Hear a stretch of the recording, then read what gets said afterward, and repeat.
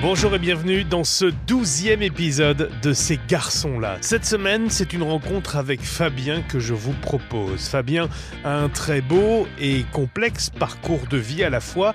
Après une enfance un peu solitaire, Fabien est passé par des études de droit, un passage d'1 an en exil en Angleterre et puis il s'est orienté ensuite vers le secteur de l'aérien à son retour en France. Fabien a vécu de nombreuses histoires d'amour, dont une l'a amené à pratiquer le chemsex, c'est-à-dire le sexe sous produit, sous drogue, une période compliquée de laquelle il est sorti avec beaucoup de volonté. C'est pourquoi il a accepté de raconter, de décrire précisément le déroulé de ses soirées chemsex et d'expliquer, tout en racontant par quels moyens il a pu sortir des drogues et faire le point maintenant sur cette période de sa vie avec quelques années de recul. Bonne écoute, c'est donc Fabien qui est avec nous cette semaine. Bonjour Fabien. Bonjour. On va remonter le fil de ta vie. Quel est le plus ancien souvenir que tu aies de ton enfance ? Le plus ancien souvenir de mon enfance. Je devais avoir 5 ans et j'étais avec ma famille, c'était Noël.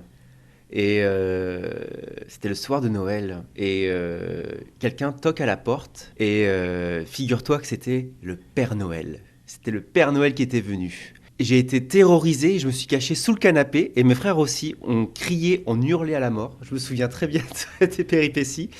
Et avec le temps, je suis un peu déçu parce que quelqu'un a voulu nous faire une surprise et faire venir le Père Noël à la maison. Et finalement, on s'est retrouvés terrorisés sous le canapé, quoi. Pour un peu extrapoler la chose, c'est marrant parce que je suis quelqu'un qui n'aime pas les surprises.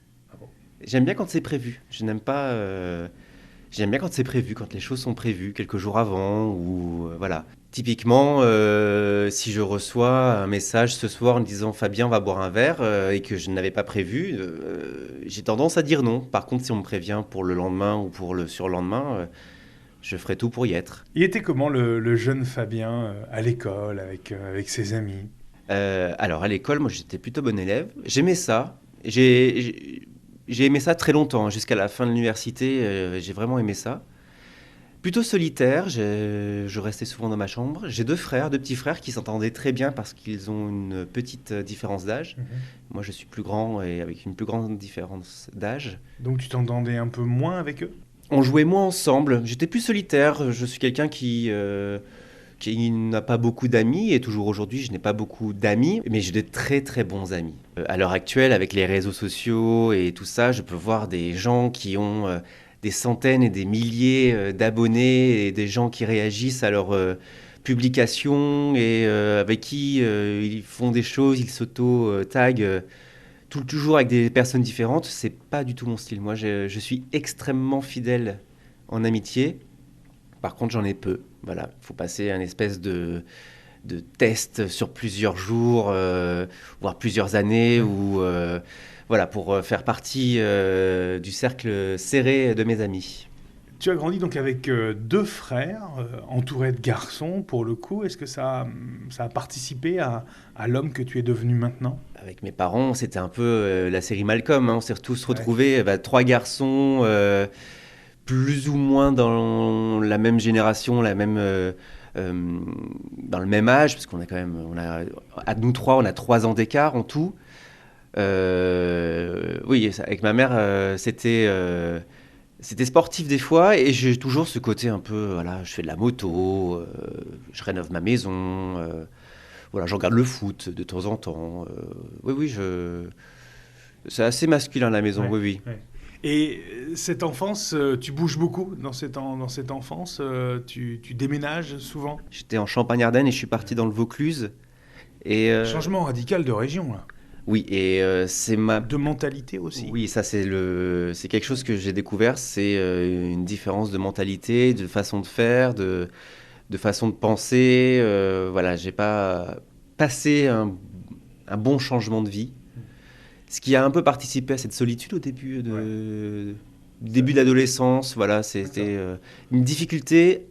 On parlait des amis qui sont très proches, et quand on déménage comme ça, on est obligé de s'en refaire. Et il y a un grand moment au début de cette période où il n'y a personne, du coup.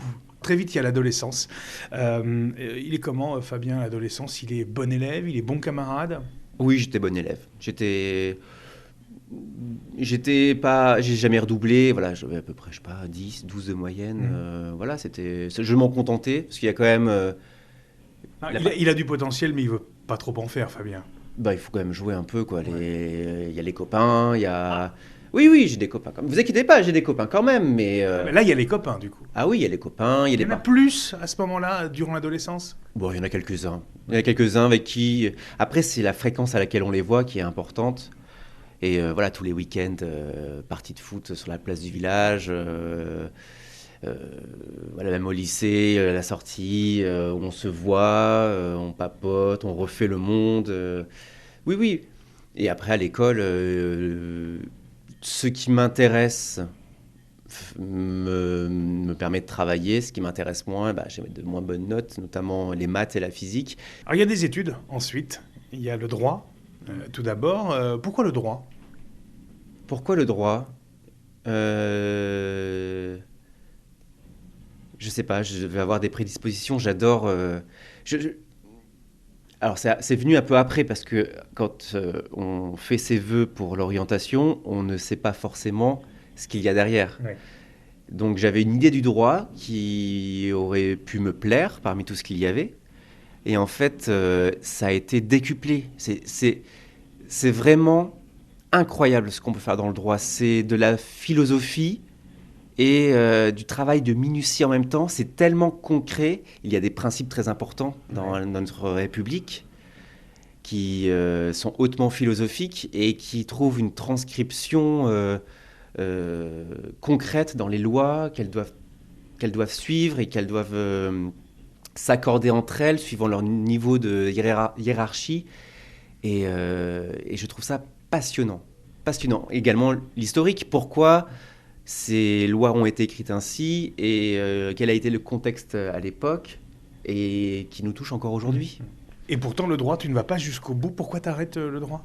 C'est drôle, c'est parce que j'ai eu une rupture difficile qui m'a poussé à avoir envie de changer de vie. Donc, table rase du passé, des études et une nouvelle vie. Tu te diriges vers quoi à ce moment-là? Je suis parti en Angleterre faire des petits boulots parce que je parlais très mal anglais. Je suis resté 1 an là-bas et je suis rentré pour faire steward.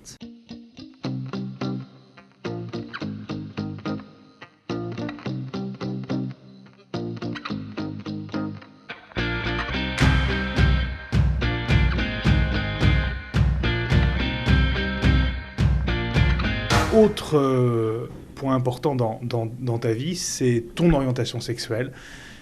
À quel âge tu commences à regarder les garçons? J'ai commencé assez tard, je pense. Tu as des souvenirs de moments, d'instants précis où tu te dis tiens, je le regarde lui, pas elle? Ça a dû commencer vers la 6e. Il y en avait un qui me plaisait, mais à l'époque, c'est pas quelque chose qu'on traduit comme de la sexualité qui va devenir permanente. C'était juste un béguin pour quelqu'un, sa façon de mouvoir, sa façon de parler. Et c'est plus tard que je me suis dit, tiens, ça arrive à d'autres personnes, toujours au même genre, et on l'accepte déjà pour soi-même. Ouais. On garde ça comme un secret, et après, quand vient le moment, on peut en parler aux autres. Mais je me suis dit, c'est pas ça, c'est pas ce que je pense. Tu te souviens encore de ce garçon? Oui, je m'en souviens encore. Je sais pas ce qu'il devient aujourd'hui, mais je m'en souviens encore. Est-ce que tu te rends compte que c'est peut-être pas comme les autres, peut-être? Est-ce que tu arrives à le verbaliser, peut-être, à des amis ou pas du tout autour de toi? Ça vient assez tard, hein. Ça vient en terminale. Alors, est-ce que c'est tard? Est-ce qu'à l'époque c'était tard? Je ne sais pas. Aujourd'hui, à l'époque actuelle... Il n'y a pas de bon ou de mauvais moment. Tout à fait, mais je compare avec la situation actuelle, notre vie actuelle. Je trouve que la jeunesse actuelle a beaucoup de chance, quoi. Tu trouves que c'est une chance? Tu trouves que la société va mieux, du coup, et que c'est aussi un signe qu'elle va mieux, qu'elle comprend mieux? Alors, je vais faire un peu de philosophie de comptoir, mais je trouve que les jeunes devraient avoir le pouvoir. C'est eux qui sont la fierté de demain. Et on a très souvent tendance à les rabaisser, à les juger comme inaptes à penser, à prévoir, à faire à prévoir la société. Et je trouve que c'est eux qui sont la société de demain. Et la gestion, alors les échos que j'en ai et ceux que j'en imagine, parce que je ne suis plus au lycée, mais j'ai l'impression qu'en règle générale, c'est un truc de fou, quoi. Aujourd'hui, c'est un truc de fou. Ils s'assument sur les réseaux sociaux, ils s'assument dans la cour, ils s'assument dans leur vie quotidienne, quoi. Oui, c'est exactement ça. C'est très bien.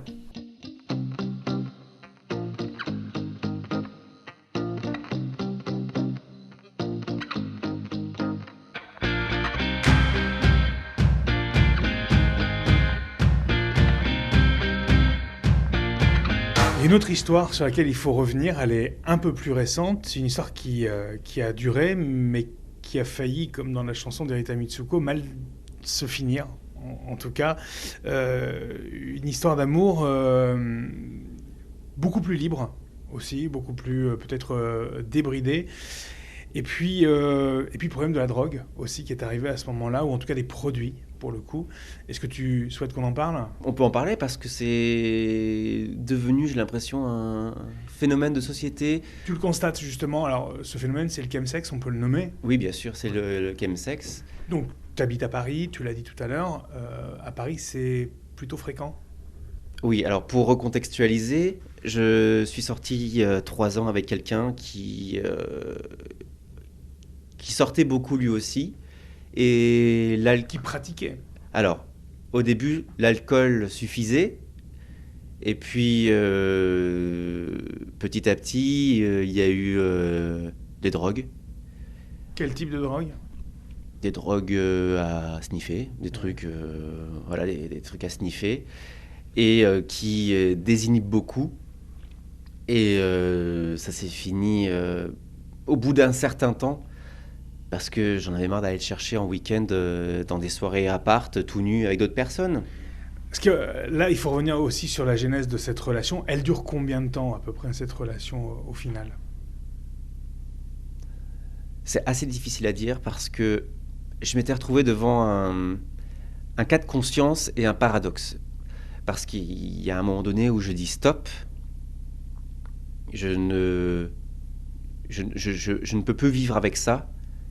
On arrête.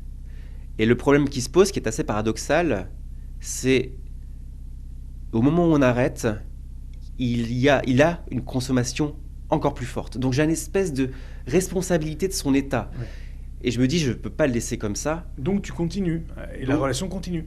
On se remet ensemble, avec la promesse que ça va se calmer. Peut-être pas s'arrêter tout de suite, parce que je comprends l'addiction qu'il y a par rapport à ça. Et en fait, ce ne sont que des paroles vaines. Quand tu parles d'addiction, c'est-à-dire, ça revient à quoi ? À combien ? À quel état ? Bien, c'est... Parce que ce sont des drogues qui sont consommées dans un contexte extrêmement particulier. Le chemsex, c'est des soirées de sexe à plusieurs, parfois même à beaucoup, oui, disons-le clairement. T'en fais l'expérience, tu essayes ? Oui, j'ai essayé. Qu'est-ce que ça fait ? Parce que là, pour le coup, et qu'est-ce qui t'emmène à l'essayer ? Parce que ce qui est important, c'est aussi, toi, ce qui se passe. T'es extrêmement amoureux. Je voulais...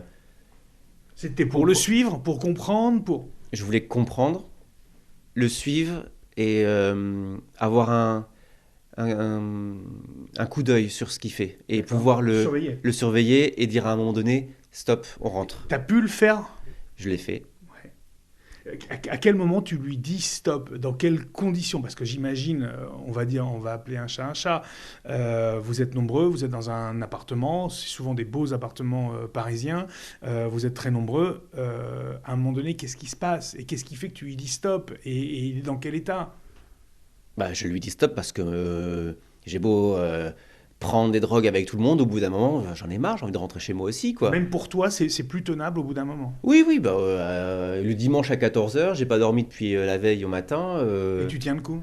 Ah oui, il n'y a pas de souci par rapport à ça. Avec les produits qui existent, il n'y a pas de souci. Mais même, je pense qu'il ne faut pas se leurrer, il y a quand même une part de psychique et d'envie aussi.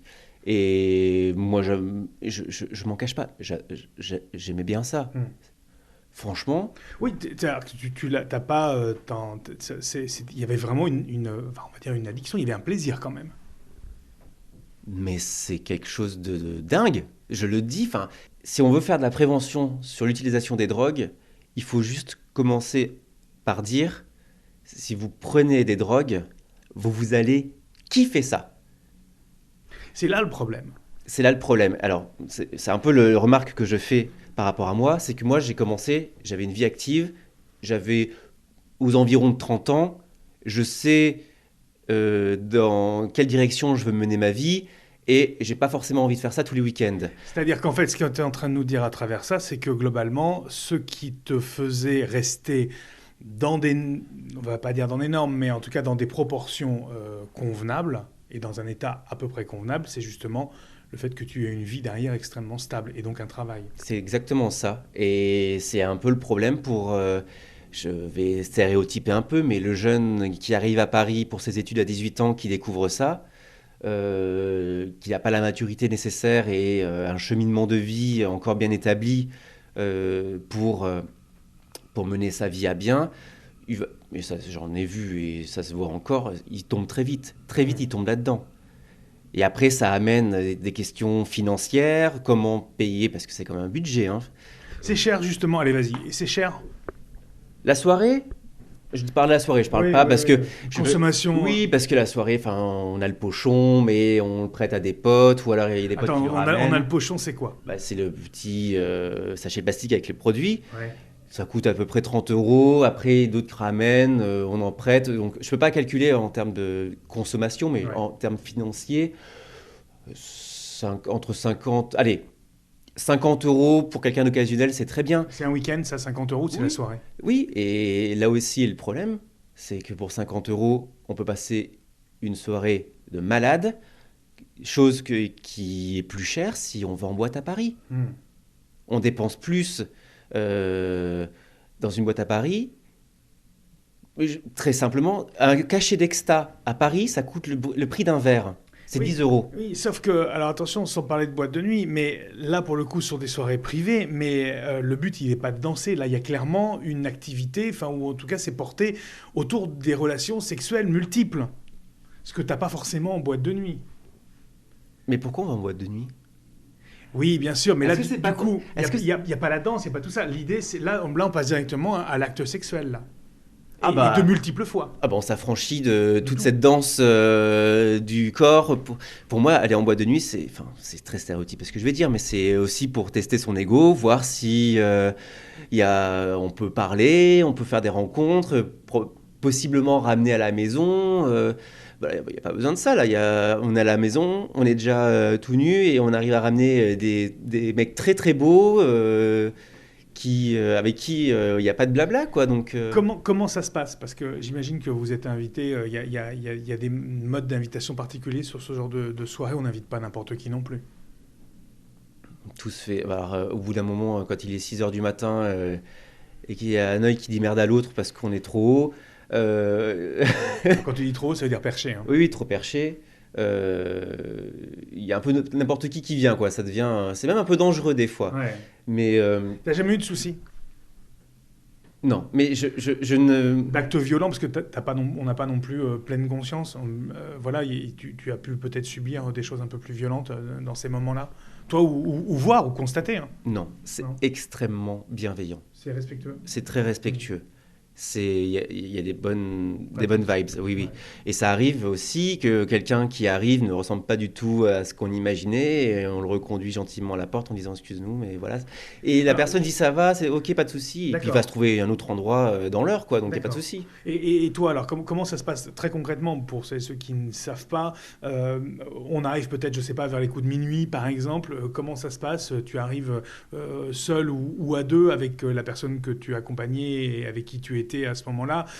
Comment ça se passe dans le déroulement de la soirée ? À quel moment il se passe quoi ? On rentre. Généralement, on est déjà un peu perché parce que... T'en as pris avant ?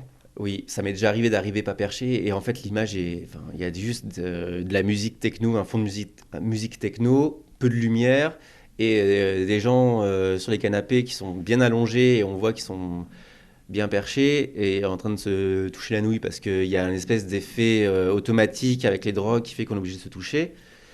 Et c'est un peu difficile, mais quand on est... La vision, là, elle est particulière. C'est ce que tu es en train de dire. La vision, quand tu rentres et que tu vois ça, si t'es pas un peu perché, c'est spécial. Ah oui, c'est spécial, oui, oui. Il vaut mieux être déjà dans le mood. Ouais. Et si on vient, qu'on est déjà un peu perché, donc on arrive, on se déshabille, on nous propose quelque chose à boire, on peut reprendre un peu de drogue si on a envie.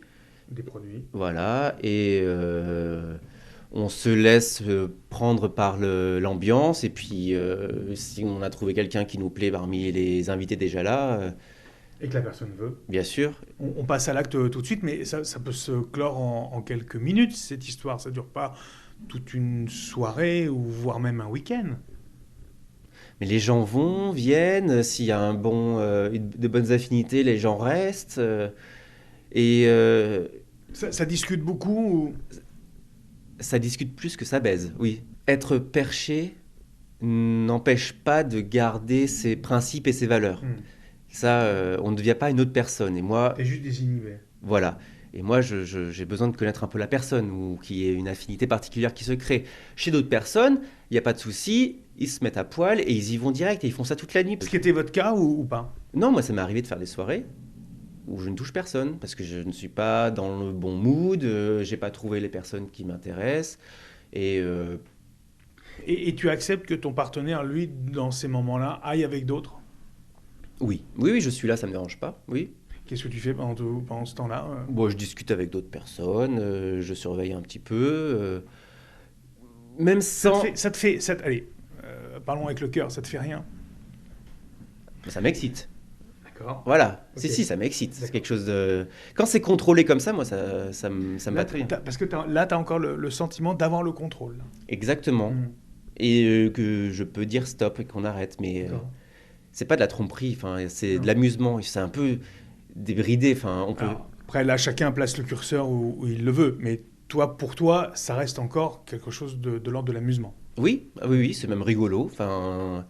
Voilà, je sais pertinemment qu'il va repartir avec moi et Ouais. que il y a. Ça ne nuit pas tout de même à votre sexualité après ou entre ces soirées-là?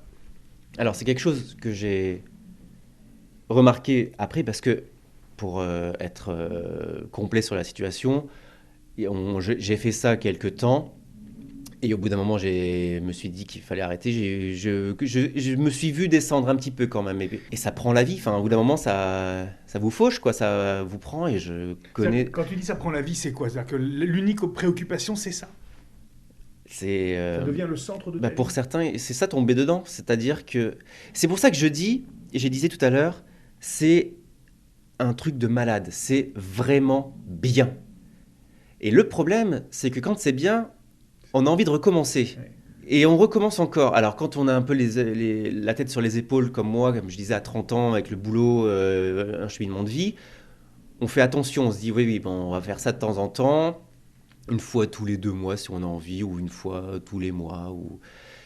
Et il y en a d'autres qui ont adoré ça et qui vont recommencer tout de suite. Le week-end d'après, puis après le week-end d'après, ils vont dire stop, parce que quand même, pas tous les week-ends. Mais en fait, ils luttent pour ne pas le faire. Et puis il y en a qui luttent plus et qui tous les week-ends sont là-dedans. Et physiquement, ils sont marqués. Socialement, tout tourne autour de cela pour eux maintenant. Donc extrêmement difficile d'arrêter si d'aventure ils avaient envie d'arrêter. C'est ça les dangers. Et C'est-à-dire que là, pour arrêter, il faut vraiment de l'aide, en fait. il faut l'envie. Il faut l'envie. C'est-à-dire qu'il faut accepter d'avoir perdu certains amis de vue et d'en avoir d'autres qui, arrivés le samedi soir, vont commencer à solliciter. Tu fais quoi ce soir? Ça, Ouais. c'est dur pour arrêter. J'ai envie d'arrêter. Quelqu'un que je connais bien qui le fait me dit, tu fais quoi ce soir? Il faut arriver à dire, je ne suis pas dispo. Et c'est quelque chose de très difficile. Et il faut de l'envie, de l'aide. L'aide n'est utile que si la personne a envie d'être aidée. Et c'est ce que je notais avec cette personne avec qui je suis sorti. Et j'ai arrêté parce que j'ai compris qu'elle n'avait pas envie d'arrêter.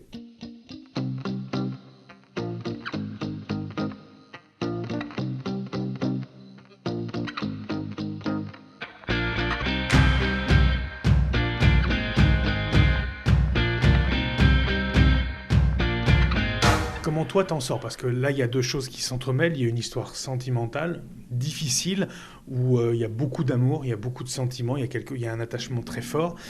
Et puis, il y a les produits qui sont là par-dessus. Donc, j'imagine que c'est encore plus compliqué de se détacher de tout ça. Je me suis mis des dates. Je me suis dit, raisonnablement, une fois tous les 2 mois, c'est très bien. Ça a une incidence relative sur ma santé. Ça a discuté, mais Ouais. pour moi, c'est ce que je me suis dit. Et ça ne me prend pas toute ma vie et ça reste un hobby. Ouais, Donc, quand je le fais une fois, t'attends. j'attends. Et je me mets une date. C'est aussi comme ça qu'on arrête, c'est-à-dire en disant, je l'ai fait fin janvier, je peux le refaire début avril. Oui, d'accord. Donc, je prends le week-end du 1er avril et chaque week-end, parce qu'on a envie, Ouais. on se dit, non, il reste Il 5 reste semaines. Il reste 2 semaines. Il reste 3 3 semaines. Voilà, etc. exactement. À l'heure actuelle, là maintenant, ça fait plusieurs années, 2 ans au moins que c'est terminé. T'en es où? On fait le point maintenant, à date, sortie de tout ça. Comment ça va? Ça va. Je suis en couple depuis quelques temps. On a acheté un beau pavillon en banlieue parisienne. Voilà, j'ai 2 lapins et je m'amuse bien. C'est la belle vie. C'est bien. Et t'as pas senti de manque, de douleur physique Si, bien sûr. Bien sûr. J'y pense. Et alors, au-delà de tout ça, il y a aussi la sexualité dans ces soirées-là, parce qu'il y a les produits, bien sûr, et là, il y a un attrait, il y a un effet de manque, mais il y a aussi l'attrait de ces soirées-là, où, lorsque les produits sont consommés. Donc, du coup, comment ça se passe aussi? Alors, ça va être horrible de dire ça, mais je ne sais pas si vraiment j'ai été addict aux produits. Je ne peux pas dire si j'ai été addict aux produits ou addict à la soirée. Ou addict aux garçons.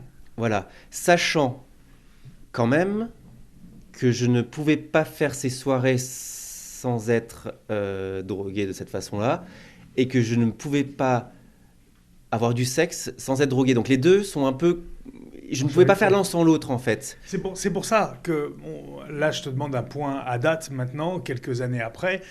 Comment ça se passe? Est-ce que tu as pu reprendre une vie normale, quasi normale? Est-ce que non, encore, il y a des séquelles? Il y a des choses qui restent, il y a des choses qui sont marquées, il y a des envies? Bien sûr, il y a toujours des envies, bien sûr. Je suis avec quelqu'un à qui j'ai pas envie de faire de mal. C'est quelqu'un de très bien. Et j'ai mis de côté cela. D'accord. Par amour. Par amour. Après, je me pose la question, si demain ça s'arrête, est-ce que c'est pas la première chose que je vais aller faire? Sachant qu'il y a une espèce de recherche de confiance en soi, qui revient au début de ce qu'on disait, qu'on retrouve dans cette soirée-là. Parce qu'il y a des personnes, des canons, il y a des personnes absolument magnifiques. Donc tu veux dire que si l'histoire s'arrêtait, et dans ces moments de fragilité, pour te rassurer, tu pourrais repartir vers ce type de soirée et vers ce type de consommation de ces drogues-là. Oui, c'est un risque. C'est un risque. Et pourtant, tu parles de risque. Alors, tu pourrais essayer de le maîtriser, puisqu'il y a une notion de peur dans ce mot-là. Et de danger. C'est quelque chose que je pourrais maîtriser. Alors, ça va être extrêmement prétentieux, mais je ne pense pas faire partie du gars qui va foutre sa vie en l'air pour ça. Même si j'en ai vu, c'est un peu prétentieux de dire ça parce que j'en sais rien. Ça se trouve, je peux aller très bas et perdre mon travail, perdre mes amis et faire ça que le week-end. Mais ça a duré quand même bien 2 ans à faire ça avant. Et j'ai su mettre des limites. Et je pense que c'est important de mettre des limites sur ça. Et je vois trop de gens qui n'ont pas mis les limites et qui sont un peu perdus.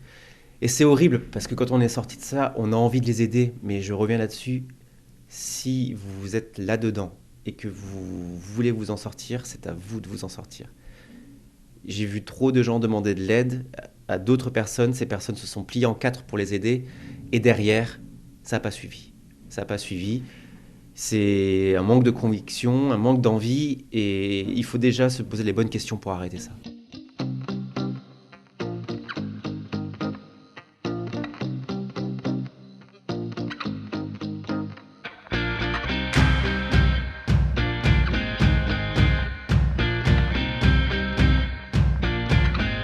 Autre partie importante de ta vie, Fabien, ce sont les voyages. Alors ces voyages, ils ont commencé tôt. Tu as une vraie passion pour l'idée de parcourir le monde. Ça vient du TGV que j'ai pris pour aller dans le Nord, pour mon grand amour, et ensuite pour redescendre à Noël et pendant les grandes vacances et prendre des correspondances. Moi, je viens d'un petit village, je venais de petits villages, donc je n'avais jamais pris le train avant.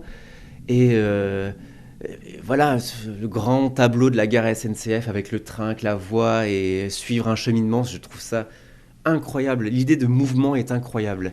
Mais c'est plus que ça fait partie intégrante de ta vie. C'est entre autres ton métier. Et maintenant, j'en ai fait mon métier. Alors, j'ai trouvé que le train n'allait pas assez loin. Et donc, je me suis mis dans l'aviation et je voyage régulièrement. J'en ai fait mon métier, oui. Comment tu voyages en avion, donc quels sont les pays que tu visites, toi? Alors, je vais mettre je vais faire attention à certaines choses. Quand je pars en vol, dans le cadre de mon métier, je suis en escale, je ne suis pas en vacances. Et je suis avec des collègues, je ne suis pas avec des amis. Donc, ce n'est pas forcément ce qu'on imagine. On ne fait pas ce qu'on pourrait faire en vacances. D'accord, donc le travail, c'est le travail, les vacances, c'est les vacances. Alors justement, quand tu voyages pour toi, pour tes vacances, quels sont les pays que tu vas visiter? Plus beau voyage? Ouais, celui qui t'a le plus marqué. L'Islande. Incroyable, l'Islande. Et qu'est-ce qui est incroyable dans l'Islande? Si tu devais nous convaincre d'y aller maintenant. Eh bien, je pense qu'il y a peu de gens qui savent à quoi ressemble l'Islande. Je pense que... Pour l'anecdote, j'ai un ami, un très bon ami d'enfance, avec qui on part en vacances depuis très longtemps. Et c'est toujours lui qui propose la destination, et c'est moi qui le suis. Et un jour, je lui ai dit, écoute, j'ai une idée de voyage, tu me diras ce que t'en penses. Il me fait, d'accord, qu'est-ce que c'est? L'Islande. Il me fait, écoute, c'était pas dans mon top 10, mais puisque tu proposes, alors que c'est d'habitude moi qui propose à chaque fois, je te suis. Et il a été époustouflé par l'Islande. C'est rocailleux, une colline et on change de climat, de végétation. Il y a 300 000 habitants en Islande et 3 millions de touristes par an. Donc, et en fait, donc on pourrait imaginer une espèce de tourisme de masse. Et en fait, ça n'a rien à voir. C'est un tourisme extrêmement vertueux, très gentil. C'est super agréable. C'est vraiment bien. L'Islande t'a beaucoup marqué, tu nous l'as dit. Est-ce que le fait d'avoir été en Angleterre assez tôt, est-ce que ça a participé aussi à cet amour pour les voyages, le fait de s'expatrier pour quelque temps, rapidement, étant jeune? Ça aurait pu être aussi dans le cadre d'un programme d'échange scolaire. Hein. Il y a un côté déracinement, je trouve, quand on déménage. Déménager dans un pays, c'est pas du tout partir en vacances, c'est pas du tout la même chose. Et j'ai eu le blues du pays en Angleterre au bout d'un moment. Ah ouais. Ouais. Qu'est-ce qui te manquait quand on est comme ça, jeune, la vingtaine, en Angleterre, tout seul? Qu'est-ce qui manque de la France? Il manque, je sais pas, un peu la pop culture locale. Et pourtant, en Grande-Bretagne, il y a une belle culture pop. Oui, mais c'est pas la mienne. Ouais. Et tout ce qui fait notre pop culture à nous, on le trouve qu'en France. Et au bout d'un moment, ça manque. Ça manque de passer à côté de certaines choses, de rater des délires collectifs sur quelque chose. Voilà. Et c'est assez drôle parce que dans le cadre de mon métier aussi, je me trouve hyper bien chez moi. Je pense que je voyage beaucoup et qu'on est vachement bien chez soi quand même. Quel pays, si tu devais en choisir un, quel pays tu irais visiter maintenant? Un pays que tu n'as évidemment pas encore découvert. C'est mon prochain voyage. Ah. Enfin, pas tout de suite parce que ça va coûter cher, mais la Bolivie. Je suis pas quelqu'un qui voyage dans les endroits très touristiques. Et il y a bien moyen de se perdre en Bolivie. Au fin fond de la Bolivie, on est bien les seuls touristes à des kilomètres à la ronde et c'est ça qui me plaît aussi. Qu'est-ce qui te plaît dans le voyage? C'est le soleil, le farniente, ou justement au contraire, aller loin, aller au contact, se perdre? Moi, ce qui me plaît, c'est de savoir comment les gens vivent dans un endroit prédéterminé. Et tout ce qui est village vacances, c'est pas pour moi. Ça, c'est vraiment pas pour moi.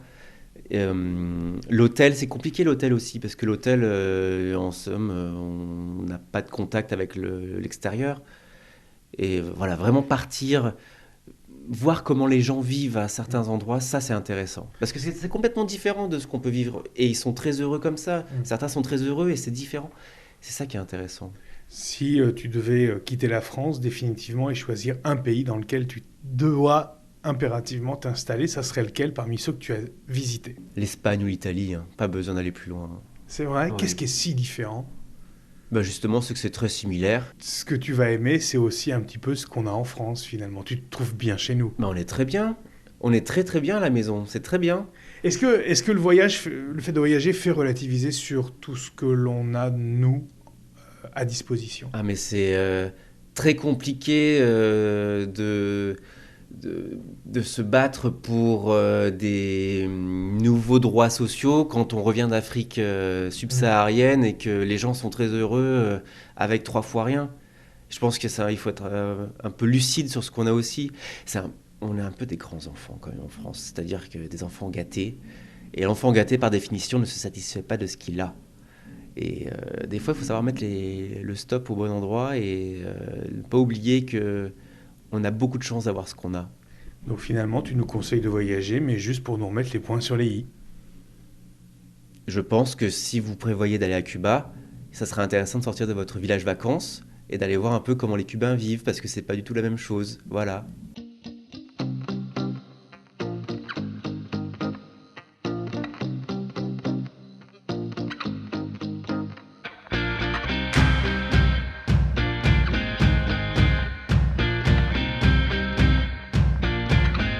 On en a parlé brièvement tout à l'heure. Autre point important dans ta vie, c'est les jeux, et notamment les jeux vidéo. Tu commences à quel âge les jeux vidéo? Oh bah j'avais la Mega Drive, le best-seller de toute génération Y. Tu es de la génération Y. Je suis la génération Y, oui. Comment tu la qualifies, cette génération Y?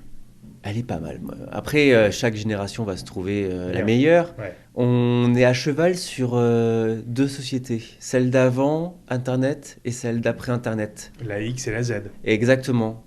Et la Z doit composer avec beaucoup de problématiques actuelles sur l'empreinte sociale des réseaux sociaux. Ils maîtrisent, hein. Nous, on maîtrise pas. Hein. Non. Nous, on maîtrise pas encore. Hein. Et ce qui arrive régulièrement, c'est qu'on ressorte des lapins sur un Twitter qu'on a envoyé il y a 3 ans. Enfin voilà, c'est des histoires qui arrivent très souvent dans les journaux. Eux savent gérer leur image sociale, mais c'est une forme de pression assez difficile, je trouve. C'est assez difficile pour eux. Nous, on a vécu avant et on a vécu le truc aussi. Ça nous permet d'avoir la liberté de sortir encore, de pouvoir en profiter, et en même temps la joie de profiter de la société actuelle aussi, qui est une belle société, si on en fait quelque chose de bien, si on arrête de cracher son poison sur Twitter. Je pense que ça peut être de bons outils, les réseaux sociaux. Tu regrettes un peu ça, finalement, ce déferlement de haine sur les réseaux sociaux, avec lesquels la génération qui est la tienne n'est pas née. Pourtant, tu es sur Twitter, tu es sur les réseaux sociaux.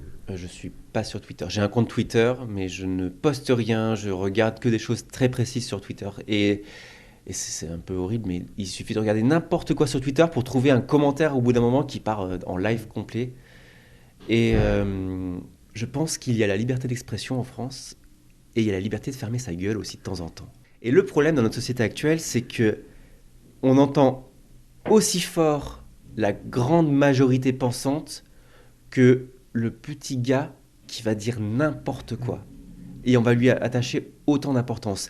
Ce qui était dans le café PMU du commerce du coin, du village du coin, maintenant c'est en top tweet.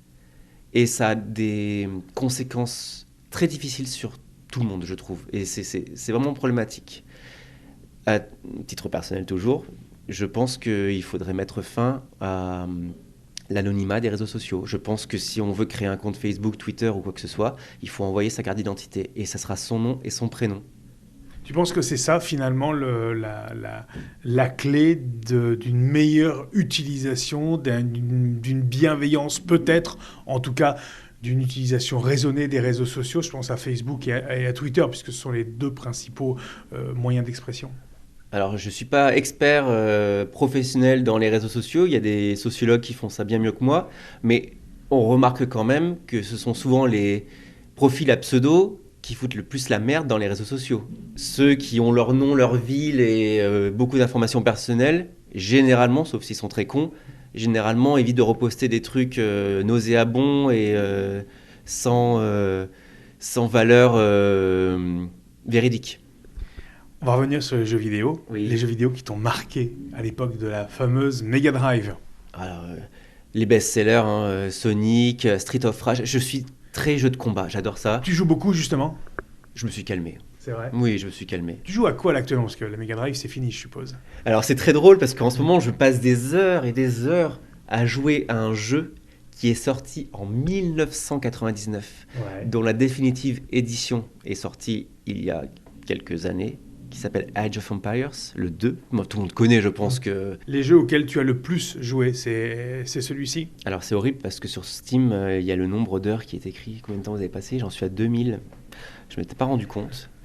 Après, j'ai dû passer d'autres temps sur d'autres jeux. Il y a beaucoup de jeux de tir, de monde ouvert. Call of Duty, j'ai joué aussi à Call of Duty pas mal. Il y a aussi autre chose qui fait partie de ta vie, que tu consommes pas mal, ce sont les séries. Quelles sont les séries que tu aimes beaucoup à regarder? Quelles sont celles qui t'ont aussi marqué? J'ai aimé Game of Thrones. Ouais. J'ai pas aimé la fin. Voilà, je suis pas vraiment... De ceux qui n'ont pas aimé la fin. oui, je suis de tous ceux qui n'ont pas aimé la fin. Walking Dead, Ouais. The Walking Dead, c'est très intéressant. The Walking Dead, on pourra reparler des dernières saisons qui sont de demi-teinte. Je n'ai pas vu encore, à l'heure actuelle, la dernière saison. J'attends encore un peu. J'ai eu l'occasion d'ailleurs d'aller à Atlanta. D'accord. Et, Et de voir les lieux du tournage. Ouais. Il y a des sites qui pointent sur Google Maps, l'adresse Google Maps pour aller voir. Et j'ai pu me faire un petit trip comme ça. C'était génial. C'était vraiment génial. Oui, beaucoup le font, notamment avec des grands classiques du cinéma. Je pense à Retour vers le futur et autres aussi. Revoir les sites de tournage. Là, c'est les séries, mais il y a des films aussi qui t'ont marqué. Des films, oui. Il y a Slumdog Millionnaire, j'ai beaucoup aimé. The Truman Show, à l'époque où il est sorti, ça c'était... Erin Brockovich, j'aime bien. Ouais. J'aime bien les films, j'adore les biopics. Pas tous, mais j'aime bien les biopics. C'est marrant parce que t'as pas du tout parlé de séries ou de films gays. Bah, en ce moment, il y a Sex Education qui est excellent. J'ai encore regardé un épisode hier, ne me spoilez pas s'il vous plaît. Regardez-la, c'est vraiment une très très bonne série. C'est pas réservé aux adolescents, même si à l'origine je pense que c'était fait pour eux. Et c'est un peu trash, hein, je vous préviens. Mais c'est la génération d'aujourd'hui, ils sont comme ça et c'est très bien je trouve. C'est quoi? C'est-à-dire qu'ils montrent plus, ils parlent plus? Alors déjà la mise en scène est un peu osée, il faut le dire, mais... C'est-à-dire? Ah bah, il y a des scènes, c'est quand même une sex education, quoi. C'est quand même, voilà, Ouais. on voit pas tout. C'est sur Netflix, c'est 16 ans, je crois qu'ils ont mis. Mais ça parle de tout. Ça parle de la sexualité masculine, féminine, homosexuelle, transgenre, de la PrEP. Ça, c'est la première série qui parle de la PrEP, le traitement préventif contre le sida. Ça, c'est génial. Ça parle de l'amour et c'est super. J'ai envie de dire, c'est pas la vérité de la sexualité de nos adolescents d'aujourd'hui, mais c'est quand même plus proche que certains trucs qu'on peut trouver à la télévision quand même, quoi. Et je pense que ça les fait bien rire de regarder ça. Il est comment, Fabien, à la maison? Casanier. C'est-à-dire? Casanier en quoi? Il n'aime pas sortir? Il préfère rester devant la télé? Ouais. Ouais. Moi, j'aime bien être chez moi. J'adore être chez moi. Pantouflard. Si on me prévient à l'avance, je sors, mais faut pas me prévenir à la dernière minute. Comment on peut qualifier maintenant ta sexualité? Parce que tu es passé par plein de phases. Tu es passé par celle du chemsex, on l'a dit, tu en es sorti. Tu es passé par une phase qui était liée à ça, qui pourrait être qualifiée, je sais pas, de mélangisme ou d'échangisme peut-être, ou de sexe à plusieurs. Maintenant, là, le jour de l'enregistrement de ce podcast, ta sexualité, elle est comment? Elle se définit par quoi? Par quelle pratique? Elle est calme. Elle est... Alors, j'en ai parlé avec d'autres personnes de ma génération qui ne sont pas d'accord avec moi. Je trouvais que j'avais une énergie sexuelle à 18, 20, 25 ans qui s'estompe un peu aujourd'hui. Et certains de mes amis sont d'accord avec moi, d'autres pas. Je me suis calmé. C'est du sexe tout à fait classique. Tranquille. Est-ce que justement, ressortir des sentiers battus, des normes, te manque? En fait, c'est assez drôle parce que quand on fait plusieurs fois du chemsex, on trouve qu'on tourne vite en rond. Ouais. Bah oui. Normal. Voilà, donc c'est peut-être pour ça aussi que je suis sorti relativement indemne de toute cette histoire, parce que c'est rigolo. Franchement, c'est super drôle. Bon, la semaine d'après, c'est drôle. La semaine d'après, c'est ouais, Oui, ok. bon. Et au bout de 4 fois, bon, qu'est-ce que je fous là, quoi? C'est voilà. Je pourrais le refaire demain. J'ai trouvé ça super drôle. Ouais. C'est sacrifier beaucoup de sa santé et de sa vie sociale pour finalement quelque chose qui, à mon sens, n'est pas voilà, c'est pas fifou non plus, quoi. Surtout qu'il y a pas de lendemain. Tu connais le principe de ce podcast, c'est le mot de la fin. Le mot de la fin, il est pour toi. Il peut durer 15 secondes, il peut durer 10 minutes, 1 heure. C'est un peu la version réinterprétée de la radio libre, pour le coup. Mais c'est toi. Toi, tu peux t'adresser un message à toi dans quelques années, à quelqu'un. Tu peux adresser un message à tout le monde. C'est le mot de la fin. Et il t'appartient. Tu peux dire ce que tu veux. Le mot de la fin, c'est Australopithèque.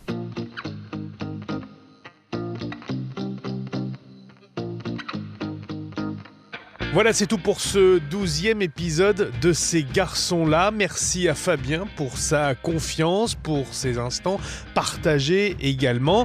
Je vous rappelle que vous pouvez retrouver évidemment Ces garçons-là sur Instagram avec le compte Ces garçons-là, tout simplement. C'est également par ce biais-là que vous pouvez nous contacter, nous poser également vos questions. Et puis n'oubliez pas, parce que c'est très important, ça compte et ça fait avancer, progresser le podcast, de nous noter sur Apple Podcast, notamment grâce aux petites étoiles. Merci infiniment de votre fidélité, merci de votre confiance, et je vous donne rendez-vous très bientôt pour un nouvel épisode de Ces garçons-là.